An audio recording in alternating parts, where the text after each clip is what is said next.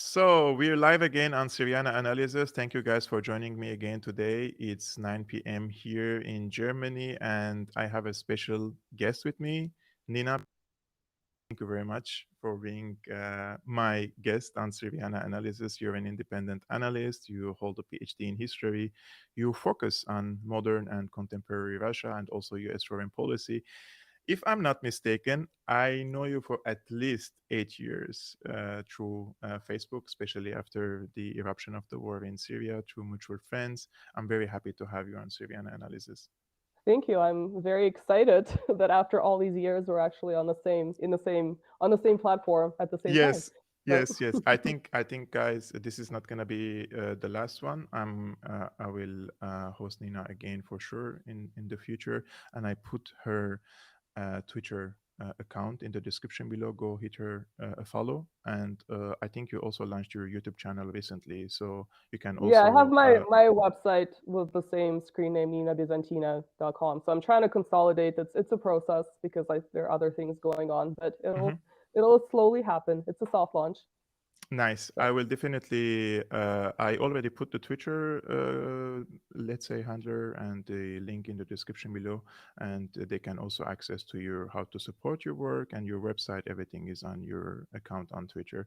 correct. I wanted to talk to you, Nina, because I think one of the important aspects that we have to handle, or when we're analyzing the situation in Ukraine, is history. And if you study history, you can also understand the present conflict in Ukraine, in my opinion. I would like to go a little bit back to World War One or the era before World War One. And can you like summarize the history of Ukraine before World War One? Had Ukraine had its independent entity, empire that started from Ukraine, for example? Who ruled Ukraine in the 19th century? Was there a Ukrainian national identity like we see nowadays, that there is a big nationalism, right, in Ukraine? So I think it's a very complicated question, which is partly why we find ourselves in the geopolitical situation that we are in today. So and we might actually have to go back all the way to the Middle Ages as opposed to the 19th century, which is also definitely important. So let's go to post-Soviet Ukraine for a second. There were three, I would say, main identities in that country, which was somewhat artificially constructed. So you had Western Ukraine, sort of bordering Poland, Galicia, Volyn, and so on and so forth, with its own identity, its own separate history, and its own religion. The majority of the population there is Greek Catholic, Uniate. Hmm. Then you kind of have like the middle section if you were to look at the map of present day Ukraine, and that is Malorossia. Malorossia means Little Russia, but it's not meant to be a derogatory way of referring to Ukraine. What it means is that it's the core. It's the core of the state from which present day Ukraine, Russia, and Belarus arose many centuries ago. Hmm. And then you kind of have the southern and the eastern part, which is Crimea and Novorossiya, New Yes. Russia. And those were the lands that were incorporated around the time of Catherine the Great and sort of the early rule of Peter the Great. And so Malorossi are, I would call them Ukrainians. And of course, there's a lot of ethnic, cultural Russians living there too, and they are Christian Orthodox. So they have a different religious identity for centuries and centuries and centuries. And we know that sectarianism can play a part in these conflicts. And Novorossiya and Crimea are kind of in the same boat as far as being majority Russian and also sharing the Russian Orthodox Christian identity. Of course, you have minorities. You have the Crimean Tatars. You have the historic Hungarian minority Ruthenians in the West. So those are definitely players to pay attention to, but you do have these three groups. And so you kind of had this artificial state coming out of the dissolution of the Soviet Union, which was a major geopolitical catastrophe for everyone involved, which is not to say that you cannot have a country that is a functioning state and indeed a flourishing state if you have these different identities. You just have to manage, for the lack of a better word, them in a reasonable way. But that's not what happened. Hmm. You had roots of the suppression of sort of the majority culture and Russian culture going all the way back to the 90s. Now, it was not to the same extent as what we've seen after the 2004 Orange Revolution, which was kind of the precursor of the Maidan, and definitely after 2014 regime change. But you had roots of that there. You know, gradual suppression, taking over churches that used to be Russian Orthodox for many decades, if not centuries, by either the new breakaway Kiev Patriarchate or the Unionists. The suppression of language and culture and so on and so forth. So what the Ukrainian government, with foreign help, had chosen to do is to basically become this anti-Russia project and gradually erasing any connections that it had to Russia when it was the same state back in the day. And so at the same time, you have the component coming from the West, where that identity has been forcibly imposed onto all of Ukraine. In terms of the language, in terms of some of these local quote unquote heroes that we would call, Nazi collaborationists from World War II, like Bandera, like Shuhevich, and so on and so forth. So this is completely not a way to manage a state that may have been artificial but could have blossomed and flourished. And so the roots of that go back not only to the 19th century, but much, much, much earlier. And that's why you see all this historic revisionism coming out of Ukraine at greater rates than you would have seen in the past. Hmm. So um, I going think back the to, I think I'm not an expert in history, but when I want to compare the Syrian case with the Ukrainian case, and especially, let's say, the the camp that is embedded with the United States in Ukraine, we can see Ukrainians that are very proud of their modern history.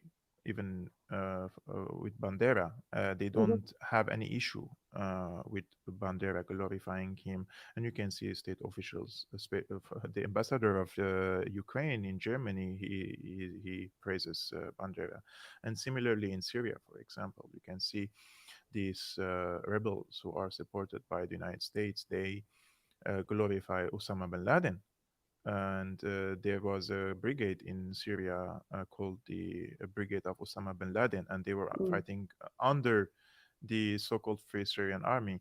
So you can see the parallels between the both sides. And in my opinion, I'm a media guy. I'm following the events in Syria, in Ukraine. So I always say the mainstream media has a lots of work in its hand. Really, we shouldn't envy them because they have lots of work to present an image to the outside world and convince the people of a reality, whether it's in Ukraine or in Syria, that is opposite to the truth. And in order to do that, you have to be very sophisticated in your tools and in your techniques in order to manufacture a virtual reality that the people can perceive that and believe in it. Although, if you go to any Ukrainian platform nowadays or to a Syrian, and you can see them praising everything that the media claims, praising anything opposite of what the media is claiming in this regard. So that's very interesting, in my opinion. But one of the arguments in Ukraine nowadays is like we're not we don't want to have anything to do with Russia, and Russia is an imperialist country. And after World War One, most of Ukraine became part of the Soviet Union, though parts of Western Ukraine were divided between Poland, Romania, and Czechoslovakia, former Czechoslovakia. So the question here is: were the Ukrainians forced to join the Soviet Union here, or the other nations in the West? So once again, let's jump back to the 19th century so that we can understand the World War I period and the 20th century a little bit better. And in the 19th century, a part of Ukraine, primarily the West, was part of the Austro-Hungarian Empire. Prior to that, it was part of Austria, and prior to that was part of the Polish-Lithuanian Commonwealth. So it was sort of that western part. So Galicia, Volyn, and they have been attached to the West, for the lack of a better word, for several centuries. So that's kind of a separate identity. Now, the rest of Ukraine was part of the Russian Empire. So in World War One, some historians describe it as sort of this the last great imperialist war. It's not just a world war, but you had the dissolution of multiple empires: the Russian Empire, the Ottoman Empire, and the Austro-Hungarian Empire. Come apart at the seams, and you have all these formerly small ethnic groups now possibly having a certain level of sort of self-determination and so on and so forth.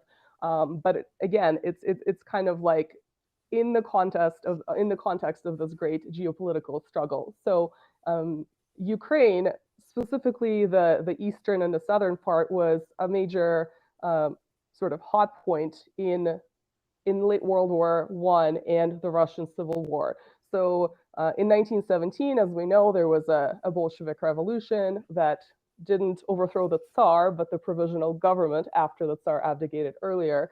And so you kind of had a war of all against all. You have sort of the radical Bolsheviks, you had the white movement, some of whom were pursuing their own interests, others wanted to bring back the imperial order. You had the so-called Allied intervention in the Far East, Britain, United States, Japan, Czechoslovakia, multiple European countries. What are they doing in the Far East? Well, they're all pursuing their own interests. In the meantime, in the West, Imperial German Army is in Ukraine, and in fact, in the late World War I period in 1918, they're essentially propping up this free Ukrainian state. Mm-hmm. So you can see parallels between what's going on today, not just in World War II, but in the 21st century with a foreign power like Germany propping up the state. And so that is kind of like one of the hotspots in that war and the Russian Civil War. And so if you look at it from the ideological perspective, we know that Lenin was consistently anti-imperialist, and he pursued two goals with the revolution. One was what he talked about was sort of reducing Great Russian chauvinism, but at the same time, he wanted the new communist government to survive. So the policies that the Bolsheviks pursued in the 1920s was actually amplifying Ukrainianism in the regions. So it was actually called Ukrainianization in that specific region. So they wanted sort of staffers in the party and government positions to be ethnic Ukrainians who are supporting this new state. So there's definitely a lot of willing participants in that sort of eastern and the middle part in the south who are now part of the Soviet Union. They're really not independent for that long because it was a period of revolution, and then the Soviet Union essentially reincorporated much of the land that was part of the Russian Empire. So. One of the issues that the Ukrainians raised, and the other day I was talking to a Ukrainian friend who she was boycotting me for some time since the eruption of the war in Ukraine. And although she was very reasonable before the war, and we have met and talked about the issue in the Donbass region, this was before February 2022.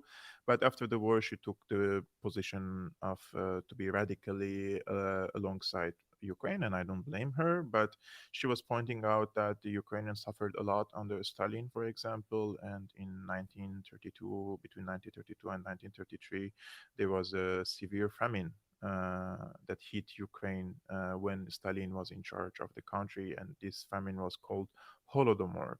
What were the reasons for the famine, and has this tragic incident shaped the Ukrainian public opinion against Russia, in your opinion, in general? Because, as I mentioned, this my friend, she was mentioning this incident to me. So this famine, and I personally do not use this term because it's been deliberately politicized by the Western establishment. I just call it the famine of 1932, 1933, and some take it to the early 1930s. So the famine had multiple reasons, and Ukraine was not the only victim of the famine. So it affected the Soviet Union all across the board, primarily farming agricultural regions, primarily grain producing regions. So of course that is Ukraine, but that's also parts of the Caucasus, that is the Urals, that are parts of the Western Siberia, that is Kazakhstan. So to make it about Ukrainians, if you're sort of supporting the rights of the victims of that famine, it's really disrespectful to other people in multiple republics in the Soviet Union. Now, the famine was happening in the grander scheme of things, the Great Depression. So there's sort of economic reasons and economic downturn around the world. There are some weather conditions, but of course, there's also the role of the state. And in my opinion, and the opinion of many historians, this was about mismanaging the industrialization drive. And so, what Stalin wanted to do was to rapidly industrialize. So, he introduced the 5-year plans in 1928. And normally with the Industrial Revolution in Europe, countries industrialized much slower. And there's also that argument that he wouldn't have been able to meet the onslaught of the Nazi German machine had he not industrialized in such a rapid way. But Mm. anyway, to do so, they wanted to also requisition some of the grain to fund the industrialization drive. And at the same time, they wanted to collectivize the farms and bring them under state control within this greater context of a command economy.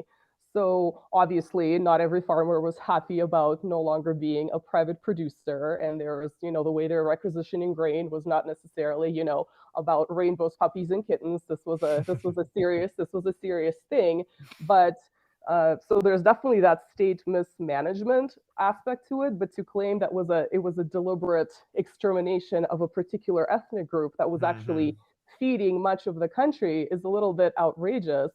Um, and also, if you actually go down that rabbit hole, which maybe you shouldn't, but if you look at the statistics for, let's say, the Ukrainian Soviet Socialist republics, their population actually increased between 1926 and 1939 prior to annexing the Western territories. Mm. And also, as far as the death toll is concerned, I think they've counted lower birth rates, abortions, and so on and so forth. So there are a lot of hypotheticals involved. And so if you're going to use such broad parameters, then why not look at the collapse of the Soviet Union when Yep. by using those parameters, millions of people perished in Russia and Ukraine, and there was massive population decline. So you should also look at, there was a massive famine in the 1890s under the Tsar. And again, there are multiple reasons for it, but the government was once again blamed. It was not a Soviet communist government, it was the Tsarist government for not addressing the issue correctly. So I feel like you really need to look at the whole context instead of politicizing it and then sort of singling out a single group, even though there are multiple, victims of that particular tragic event all across the country. Yeah, I'm as a journalist, I would like to dig in, like to see the reason, the root causes of this hatred from nowadays many Ukrainians against Russia, right? So not all Ukrainians, let's say, were happy under the Soviet Union, and some of them they found in the World War II an opportunity to become independent, and they wanted to have their own nation state as other nation states. And some Ukrainians in the western part, they fought alongside Hitler against Russia during World War II. Can you summarize us this era? I would like to particularly know about who were the allies of Hitler in Ukraine. Have these fighting groups against Russia believed in Hitler's cause and ideology, or as some say from the Ukrainians nowadays, that they just wanted to be liberated from Russia and the enemy of my enemy is my friend? So once again, it's a very complex question, and we have to go back to the 1930s. And in the 1930s, you had the formation of these really radical nationalist, quote unquote, fascistic organizations like the Organization of Ukrainian Nationalists, that was then split into sort of two groups. And one of them was under Stepan Bandera, who was their leader. And with the onset of World War II, and especially in 1941, when the Nazis invaded the Soviet Union, there was also the rise of the so-called Ukrainian insurgent army. So looking at, in our heads, looking at the map, you had the Nazis in June 1941 invading and going as far as close to Moscow as within about 50 kilometers. So all of Ukraine and southern Russia had been taken over. And, like my great grandparents lived in western part of what today's Russia, so on the border of Belarus and Ukraine. So they lived under occupation. So, so you have this greater context of World War II, geopolitical struggles, and so you have the Ukrainian insurgent army, and you have the two factions of the Ukrainian organization of Ukrainian nationalists operating. So they have their own goals, and the Nazis are using them for their own purposes, and the nationalists are using the Nazis for their own purposes. On top of that, you have the first Galician division that was essentially the foreign, the foreign part of the Nazi German troops, and Hmm. you have also a large percentage of Ukrainian guards in certain extermination camps like Sobibor. So there's also that component. Now, specific to the Ukrainian insurgent army and the organization of Ukrainian nationalists, it's really interesting when they're praised today because there's really little evidence of them engaging in state building.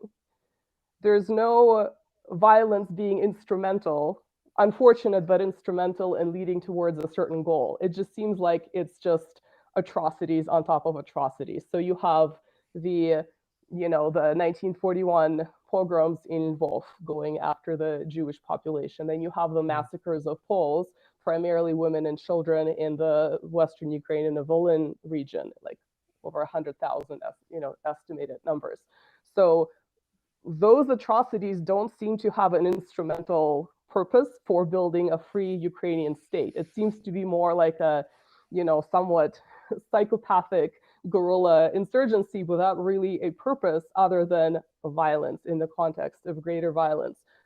In fact, if you look at the writings of the patriotic Ukrainian writer and journalist who was killed in 2015, and his killers are still walking free, Ales Buzina, he wrote a lot of interesting pieces on Bandera, and apparently when Bandera was little, he used to kill animals and pets. And Wow. that's like one of the prerequisites for psychopathy. And I know we shouldn't analyze and diagnose people with antisocial behavior, but when I read that, I was kind of shocked, but also not surprised, knowing how his organization operated and what methods they used. So today, when these people are praised as, well, they're collaborationists, but they, Hmm. like you said, the enemy of my enemy is my friend.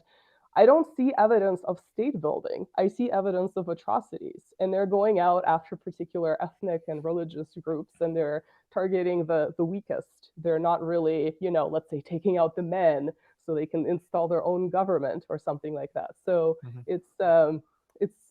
it's really perplexing, the level of revisionism regarding that subject.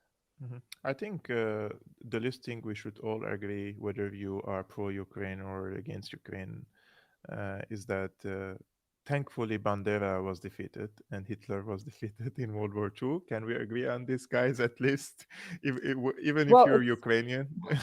I mean, I was just, Ukraine, the region of Ukraine has such a rich history. It just surprises me sometimes. Why not go and pick someone who actually is an illustrious writer or an artist or a religious figure or someone who participated in World War II but not on the on the Nazi German side, and use those people as your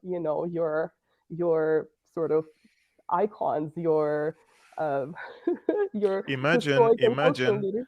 Imagine as a Syrian, somebody asks me, who is your historical figure? And I would go back and pick the worst figure in the history of my Right, of country. all the people. It's like of all the people, as you mentioned, who participated in literature, science, innovations, political figures, like there's so many of them. And you just pick that one person The who worst is the one. list that you should be proud of. And in Germany, because of the refugees from Hmm. Ukraine. Of course, I'm not generalizing, but there are people coming who sympathizes with the Nazis, and they're going and sabotaging the Soviet monuments or any squares that is memorizing the defeat of the Nazis. So it's a really difficult situation for the Germans as well to swallow the fact that there are people coming from Ukraine with Nazi tattoos, swastikas on their bodies, and this is not I something think like this is really, the direct really. result of trying to construct a new identity out of negative identity. You know what I'm saying? There are really not a lot of constructive aspects to that. So if you are trying to create a state as project anti-Russia, you're not really going to get that far. Yes. So, and we're we're willing to share, going back to Vladimir the Great, who officially accepted Orthodox Christianity. He was a ruler of ancient Rus. So Belarusians can claim him as their own, Ukrainians can claim him as their own, and so can Russians. But you have all this, insane revisionism stating that it was specifically to, only specific to Kiev because the capital happened to be there, even Hmm. though it moved there from the present day city of Novgorod, a few decades prior. And, Moscow didn't exist, therefore, we're not allowed to consider Vladimir the Great as our, it's just a very possessive view of history, and kind of, I just find it really bizarre. And it started before the escalation of this conflict. So to say that it's like, well, war makes things more raw. Yes, that's true that people become more polarized, but all this stuff was happening before. It happened even before the initial bombings of Donbass in 2014. So if you read Alexander Solzhenitsyn, who wrote about the sort of the Ukrainian Russian relations, he wrote about this in the 90s. Wow. So, and he kind of forecasts a lot of the stuff that it would happen. Although at that stage it was not as in your face as it is today. So Mhm. By the way, before I continue my discussion with you, there are so many comments I'm receiving now in the live chat. They say, like a very great guest, and that she knows the history of the region, and lots of compliments here, any guys. any any fans of Stepan Bandera calling in there, or Not yet, Shepevich? not yet. Not Let's yet, see. not yet, Not yet. not Or yet. they're just watching us silently. Let's see. Guys, if you joined new, I put the link of Nina's Twitter account in the description below. Please go and follow her and follow her work as well. Now, if I want to follow up on this, the phenomenon of Bandera in World War II and the aftermath. What happened to the remnants of the Nazis in Ukraine after World War II? Is it true that Bandera was recruited by the MI6 and also somehow collaborated with the CIA to launch operations against the Soviets in Ukraine? So a lot of there's sort of some Banderites were imprisoned for actual crimes in the Soviet Union. Unfortunately, Khrushchev, who did this big amnesty in the post-Stalinist period, and certainly it's good to release people who are imprisoned for political reasons, obviously, but he also amnestied a lot of these Banderites who were responsible and proven to have engaged in atrocities, and they stayed active into the 80s and the 90s until they passed away. And it's a little bit shocking to to read about that today. And then of course many of them fled into Western Europe, into the United States, into Canada. Hmm. And as a Russian Canadian, it's kind of a disturbing thing, because at one point I lived in Toronto, and then I realized that Bandera's grandson lives in Toronto too, and he works for the Canadian media. And I was like, oh my gosh, this is a bizarre historic timeline. Wow. I mean, I don't know this person, but it's just to even realize that I used to live in the same place as as someone's descendant like that. So Imagine we have, imagine in Germany somebody's name is Adolf now. It's like right. it's not like they don't name their sons after Adolf. Maybe It's somewhere in not. South America it's okay. Yeah. So Bandera himself lived in Germany, as you know, until his assassination, and the assassination happened in the 1950s. So he was, somewhat comfortable living in Germany for a while. He was assassinated in Munich, and he was kind of this difficult figure to deal with. Like, as we know, the Nazis found him difficult because they collaborated, but then they actually imprisoned him in the 40s, before the end of World War II, because he wanted to pursue his own goals, and so they found him kind of difficult to work with. And it was kind of a similar situation after World War II because um, various intelligence agencies found him untrustworthy, but at the same time, he knew the Soviet Union and specifically the Ukrainian situation so well that in the context of the early Cold War, they found him very useful from that perspective. And of course, the Soviet Union repeatedly tried to extradite and, try him. And I believe it was the Americans that actually put an end to that extradition, as far as I Mm, remember. So that's kind of interesting. As far as his connections to intelligence agencies, I don't think that's a conspiracy theory. I believe there is at least one historian who wrote about MI6 being involved in Ukraine and Ukrainian affairs, and also kind of funding his followers around the world. So I don't think it's surprising if they were still sort of in touch and working with him in sort of this new global situation, the Cold War. Mm, and it was pretty complex because on the one hand, you just had this grand alliance win a world war against Nazis in Europe and Japan in the Asia Pacific theater, but at the same time you had the three states, colonial Britain, sort of liberal democratic United States, and communist or socialist Soviet Union actually collaborating on this shared victory in a successful way, but those ideological differences were too great to ignore, and that's why we had um, the launch of the Cold War in the mid 1940s. But at the same time, the U.S. initially was still trying to maintain reasonable relations with the Soviet Union.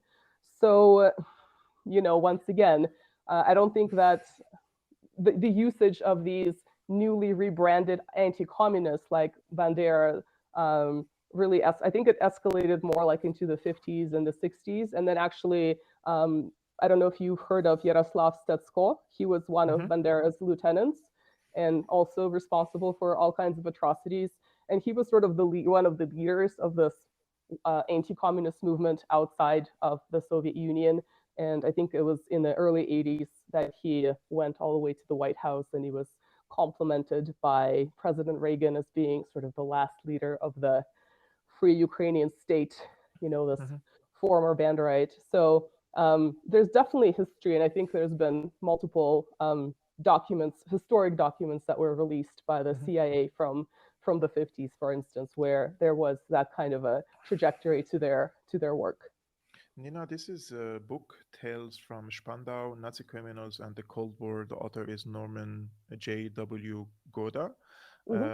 He's a historian he's a specialist on the Holocaust studies at the University of Florida, and he published this book in, I think, 2005 or Hmm. 2007. And here, part of his book, I'm quoting him now. After the war, Bandera lived in Munich. British intelligence used him to help run agents into Ukraine to gather intelligence and to help the Ukrainian underground against the Soviets. The CIA used some of Bandera's former cronies for similar reasons, but never used Bandera himself directly, owing to Bandera's infatuation with his own legend. So this is coming from a Jewish scholar who documented. He's a professor on Holocaust studies, and as much as the British intelligence or the CIA tried to deny this allegation, but as you mentioned, it's not a conspiracy theory, guys. Not everything the CIA or the MI6 says a conspiracy theory should be a conspiracy theory. Maybe the difference between a reality and a conspiracy theory is just a few years, but this is a well documented historical fact, in my opinion. I Now, think if this falls under the grand category of he might be a son of a bitch, but here's our son of a bitch.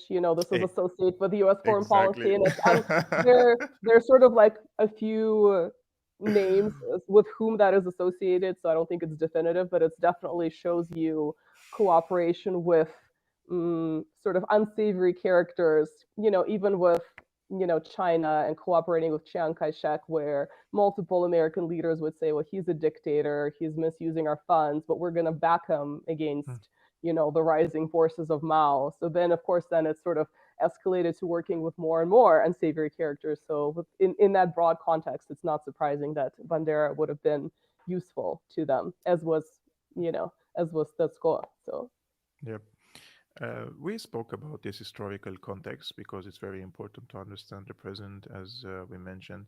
But you personally, do you really find similarities between the events of World War II and its aftermath and the current proxy war in Ukraine? Because the Russian side says that they're there to denazify Ukraine, and they are comparing the situation in Ukraine to World War II and with the Banderist phenomena.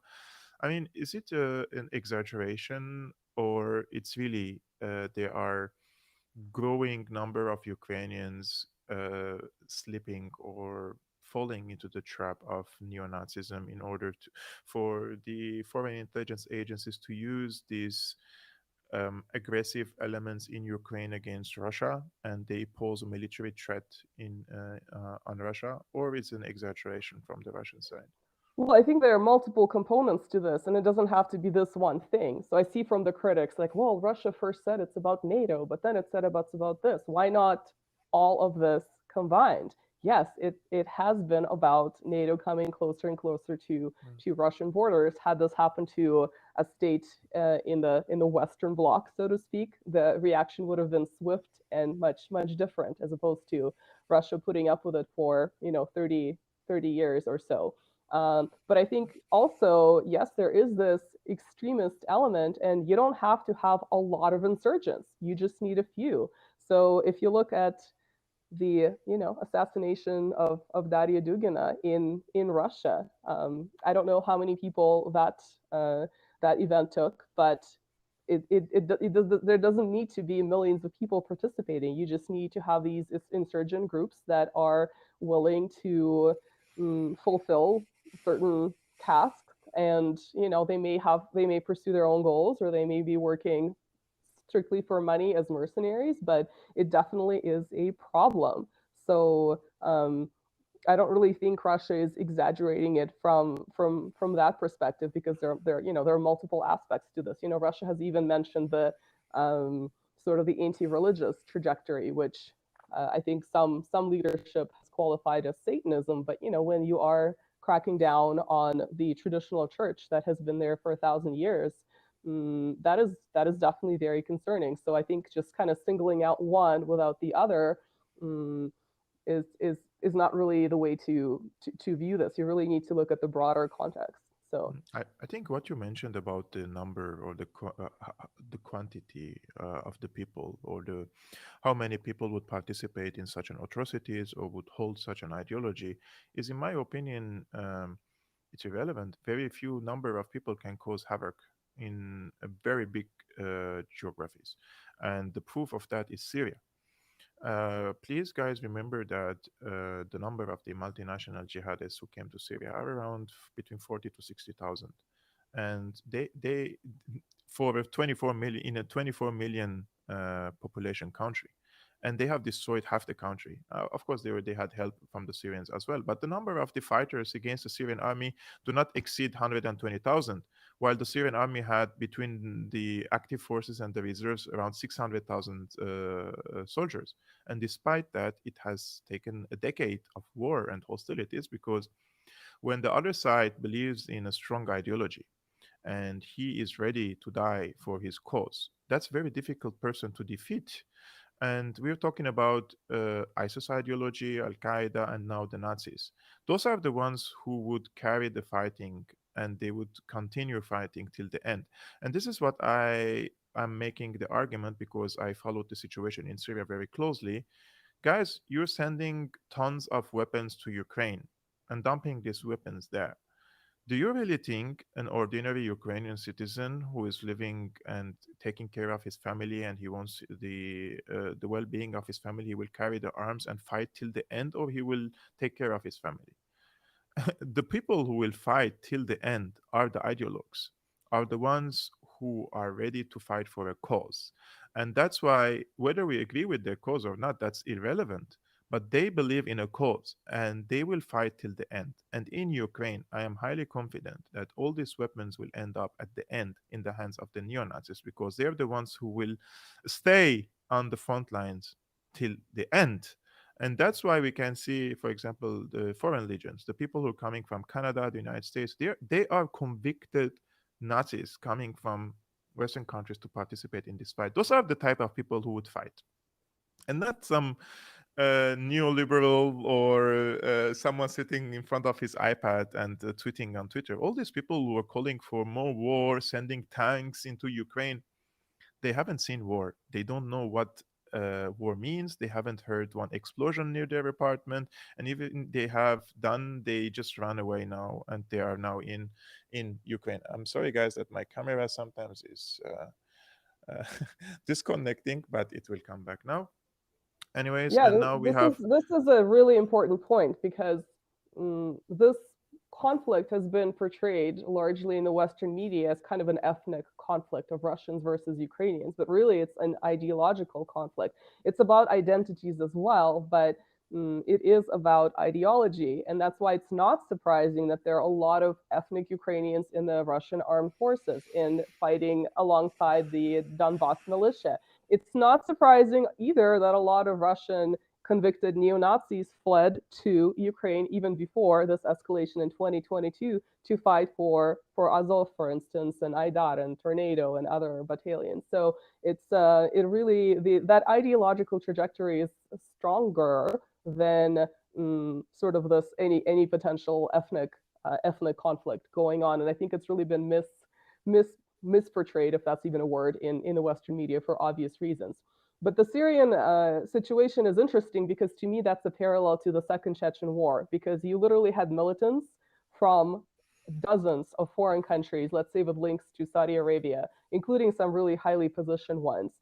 And yes, they also destroyed Chechnya. Yes, they had some local support, much like Syria, but you literally had these leaders that are not from Russia or not from Chechnya. So I almost I like to look at that as kind of an early precedent to what happened in Syria a decade later.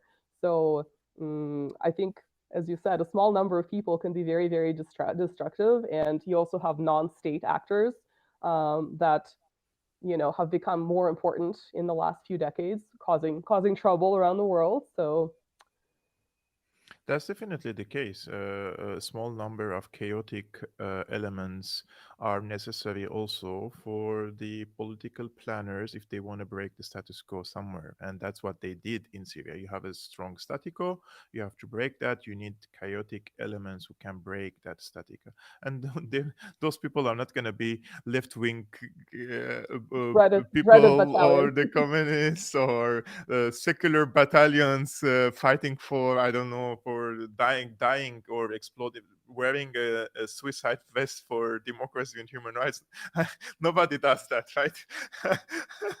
But speaking of this craziness in the Ukraine war, how do you feel about the Panzer discussion in Germany and the notion, the concept of German tanks fighting Russians in Ukraine? They're pushing so much Germany.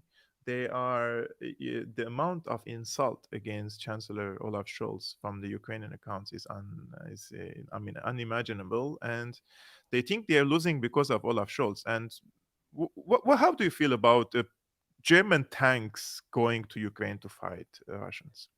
Well, I think once again, it's not just the World War II precedent, which is the most obvious because you had Nazis within the limits of Moscow. You had a death toll estimated to be 27 million, mostly civilians. We all had our ancestors either in the army or in occupation or both. So every single Russian has that memory. It's a living memory. This is why those events around the Victory Day in Russia, May 9th, with the marches and the pictures of their relatives have become so popular, especially once there are fewer and fewer veterans are left. But there's also the World War I precedent that I brought up with the German Imperial Army in Ukraine propping up that state in 1918, and Ukraine seems to be this corridor of getting to Russia. But there's also that other geopolitical component because Germany, it might not be so anymore as it's being deindustrialized, but up until recently was a massive industrial power in continental Europe, an economic powerhouse. So having a even better collaboration between Russia as a source of resources, energy, and so on and so forth, working with Germany and perhaps working with China, that would really make Eurasia a powerful, prosperous place to be. And I know there are some, let's say, interests that would not like to see that happen, which is why there's been this wedge driven between Germany and Russia. First, of course, with the energy cooperation blowing up the Nord Stream. Now you have this extra escalation with tanks, which I'm not a military analyst. I don't think these tanks would really matter in the grand scheme of things. But of course, in terms of the optics, so to speak, it's definitely not looking good, and it's with memories of the two world wars, especially. It's a strong symbol, and that's probably why it's being used. Actually, my opinion about this is it's closely correlated to the blasts of the Nord Stream 1 and Nord Stream 2. It's quite obvious to me that the British intelligence and the Americans, and this doesn't need even an evidence. We will find the evidence in few years, believe me. There will be a leaked document, and we will find out that they were the Brits and the Americans who did this for the Nord Stream 1 and Nord Stream 2. And this discussion, this blast is interconnected to the discussion about the Panzer. In my opinion, Germany knows for sure that their industry depends on the operational power of the German industry depends on the Russian gas. Even if they fight for a few years, after that they will come on sit on the same table. This is what the Americans do not want. Even they think strategically. They're thinking in 5 years, in 10 years. They don't want any sort of rapprochement between Germany and Russia again. And therefore, if this pressure succeeds on Olaf Scholz, which I think it will in maybe a few weeks or a few months, but it will, this will be the end for any kind of talks, diplomatic talks between Germany and Russia. And this will be the acceleration for the deindustrialization process in Germany. And we know this was the plan of NATO after World War II. Keep the To keep Russians the out Germans down. and the Germans down. And this is just a repetition of this policy and with different tools and different means. However, in Germany, there is a shift in public opinion. In my opinion, people aren't ready really to carry the burden of this war for a really long time. Now, yesterday I was watching a reportage on a German TV. The groceries have become 60 to 70% more expensive, and our salaries are the same here in Germany. So I lost probably 50% of the value of my salary, and I'm paying 50% more for my bills on the electricity and everything. I'm basically financing this war. Are the people ready to pay, let's say, 100% or 200%? And if that happens, how will the German government finance its subsidies? How will they finance the jobless people? And there are millions of people, jobless immigrants, for example, in Germany. Around 60% of the Syrian refugees who arrived from 2015, they're still on the job center. So it's a really difficult situation that they're pushing Germany, and there could be major security events if this happens.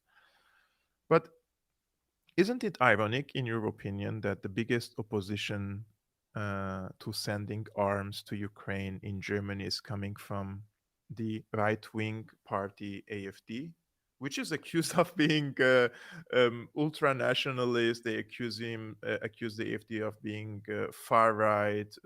They even say they're neo Nazis, although Hmm. they're like member. They have 12% in the parliament, and we know, according to the constitution, if they were Nazis, they could not be under the parliament. And if that was the case, the government would have already shut down this party, right? Right. Well, I mean, they're definitely sort of somewhat socially conservative, I guess, anti-immigration, but they seem to have a broader understanding between domestic policy when they pursue their anti-immigration goals and foreign policy, how, major wars in the Middle East lead and North Africa lead to the influx of refugees in the first place. So they actually seem to have a little bit more of an understanding for that. So I think in terms of branding them far right, it's kind of a that shows you the limits of the looking at the sort of classic political compass. Um, which right wing can mean in America neoconservative and being all about wars around the world, or right wing may mean the AFD actually saying let's look at our national interests first. So those terms I think have lost a little bit of their meaning. So we should really look at the actions. But I mean, I guess if you just look at the headline that it's a far right party actually saying, hey, stop, this would actually damage our own economic situation, our own international relations, then perhaps it does sound a little bit ironic. I'm not endorsing or supporting any political party in Germany. If I had the chance to vote, I would vote for Sarah Wagenknecht for sure. I have no doubt about that. But the AfD, for example, in Syria, they say we want to lift the sanctions on Syria. We want to restore ties with Syria. We don't want to engage in economic warfare against Russia. We want to have just good relations with Russia and the United States at the same time. We don't want to be pawns for NATO, for example. And I find that beneficial in the political discussion in Germany because the left wing parties, the Greens, the Social Democrats, who are supposed to be at least critical to imperialistic foreign policies from the United States, they are pro NATO more than the NATO itself. The CDU nowadays, the Christian Democratic Union, and the FDP, the Free Democratic Party, they're pushing more now to send arms into Ukraine, and the opposition is coming from partly from the Linke, the left party, a few members of them, because they already have only 5% and less in the parliament, and the rest is from AfD. So it's important to have this on the scale, right? Like otherwise, all other political parties, they're just clapping to each other. They're just supporting each other, and no one is trying to disagree on a major policy events. They're just disagreeing on a few domestic affairs, but on a foreign policy level, that's like they're all united, That's unfortunately. why that's why I say the political compass is a bit outdated. So we could look at sort of the liberal core, and you have all these different parties with very cosmetic disagreements, and then you have everyone else sort of around them. So it's sort of not like left and right, but more it's like the center and the periphery Hmm. in terms of politics. But yes, definitely the lack of unified sort of left wing front against war in Ukraine has been pretty elucidating, because you really have the split between sort of the old labor focused, class focused left, and then you kind of have like the culture war left that's more interested in these ephemeral postmodern categories of gender and so on and so forth. And so they're really not um, interested in real world questions like the one of war in Ukraine and its implications. So This is just a 30-second segment from a AfD politician yesterday in the Bundestag. He spoke about the Panzer, and there is English subtitles. I will just play for the audience here. Das ist schon ein interessanter Ansatz, den Sie hier fahren. Deutsche Panzer gegen Russland in der Ukraine. Das haben schon Ihre Großväter versucht, übrigens damals auch schon mit den Melniks und Banderas. Und was ist das Ergebnis? Unsägliches Leid, zig Millionen Tote auf beiden Seiten und am Ende russische Panzer hier in Berlin. Und zwei davon stehen hier vorne und Sie sollten jeden Morgen daran vorbeigehen und sich daran erinnern. Das ist schon ein I think this is an interesting comment from today. Also, Zara Wagenknecht, she posted on her YouTube, Twitter, and Instagram accounts a video about it. And I hope more politicians would have more critical stance, because German, in my opinion, German foreign policy interest or national interest is not 100% embedded with the American ones. They have their own policy, they have their own interests, and they are not pursuing it. And speaking about this in Germany, is unfortunately has become a taboo. Otherwise, you become a Putinist, you become paid by Putin, and they could even close your bank accounts if they suspect that you are supporting the Russian operation there. You could go to jail, you could be fined. So it's a really difficult situation here. But I had so much pleasure and fun talking with you, Nina. It was really pleasure having you on Syriana analysis, and most importantly, learning from you, from your academic knowledge and the historical background of the Ukraine war. I'm sure the audience are already saying so many good things. You can go and watch read the live comments about you, Thank you guys. for having me. I really appreciate that it's very in depth. Usually you Yeah. don't get to go into so much detail. So Actually, this is what I would like to do to bring more knowledge and educational to the people. Myself, I don't know much, but I try to dig in and I want to understand what's happening. And people like you are very important to shed light on these spots that keeps the media on purpose. They want us to stay blind and not to be knowledgeable, because if they can control our minds, they can control our emotions and our actions. And this is what we can see, unfortunately, of what's happened in Syria, Libya, Iraq, during the pandemic, and now in Ukraine. There, the closure of RT today in France as well. That was the next nail in a coffin of any kind of dissenting speech. So yeah, it's definitely important to have channels like yours. I think we are heading more into authoritarianism in Western countries, and this is a separate topic. We can discuss about that later. Guys, I already posted her Twitter link again in the live stream and also in the description below. Please go and follow her. And if you want to support my independent work, there are also means in the description below so that I can continue to bring a content like this to you. Thank you very much, guys, and see you next time.